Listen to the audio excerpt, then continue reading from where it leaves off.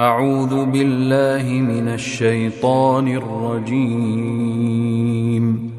بسم الله الرحمن الرحيم. وقل رب أدخلني مدخل صدق وأخرجني مخرج صدق واجعل لي من لدنك سلطانا نصيرا. وقل جاء الحق وزهق الباطل إن الباطل كان زهوقا.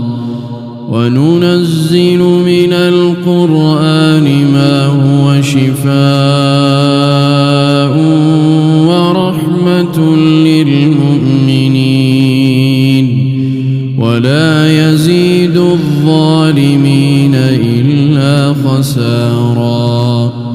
وإذا أنعمنا على الإنسان أعرض ونأى بجانبه وإذا مسه الشر كان يئوسا. قل كل يعمل على شاكلته فربكم أعلم بمن هو أهدى سبيلا. ويسألونك عن الروح قل الروح من أمر ربي وما أوتيتم من العلم إلا قليلا.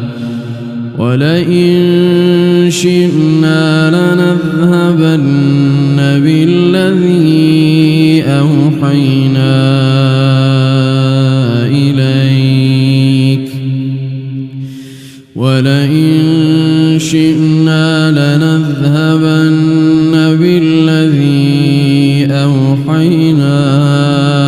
إليك ثم لا تجد لك به علينا وكيلا. إلا رحمة من ربك إن فضله كان عليك كبيرا. قل لئن اجتمعت الإنس والجن على أن يأتوا بمثل هذا القرآن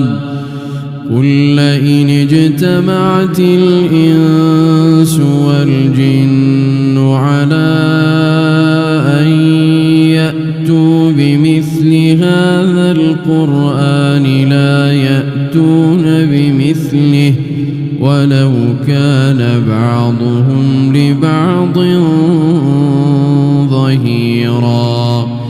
ولقد صرفنا للناس في هذا القرآن من كل مثل فأبى أكثر